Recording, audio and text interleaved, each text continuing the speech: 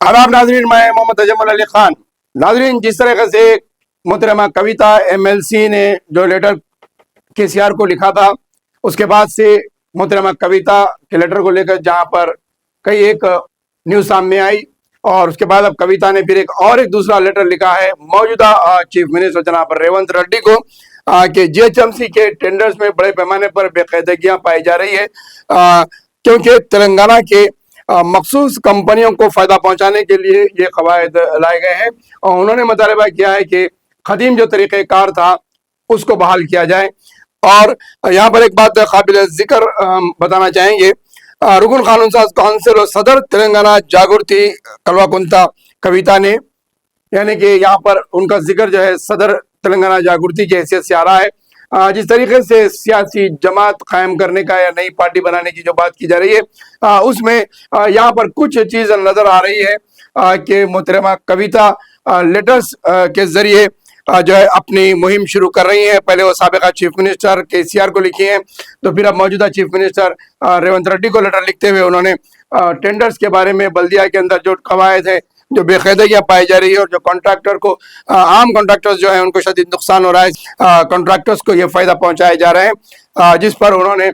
इसका इजहार किया है। ग्रेटर हैदराबाद म्युनिसिपल कॉरपोरेशन के अंदर इंजीनियरिंग शोबे की मानसून सेशन के जो काम दिए जा रहे हैं, इमरजेंसी टीमों और जो है रिपेयर टीमों के सिलसिले में जो तलब करदा टेंडर्स होते हैं, इसमें बेकायदगियां पाई जा रही है।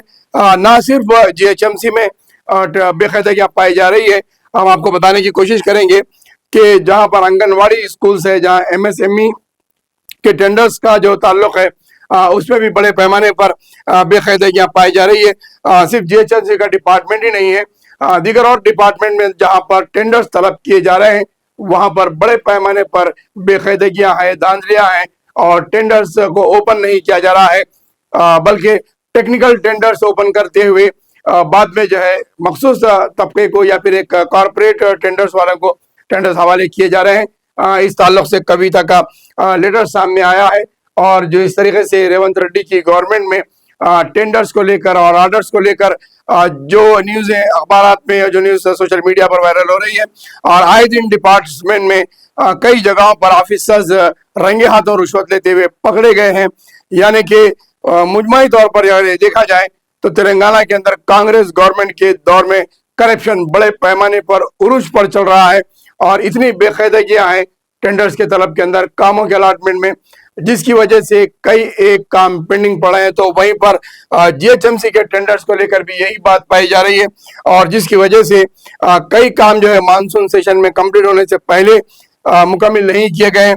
इसमें जिक्र है यहाँ पर कि अलावा जहाँ पर माजी में 150 वार्ड्स के लिए अलग अलग टेंडर्स तलब किए जाते थे,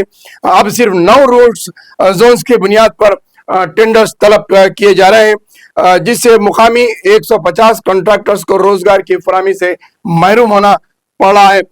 कविता ने इस अमर पर भी रोशनी डाली कि मुकर्रर करदा गाड़ियों में 1 क्यूबिक मेट्रिक मटेरियल भी मुनक्किद नहीं किया जाता है, तो वहीं पर इजाफी माली बोझ आयद होगा। कल्वाकुंता कविता ने वज़ीर आला रेवंत रेड्डी से इस मामले में मदाखलत करने की अपील की है, और उन्होंने इस बात पर खास तवज्जो दिया है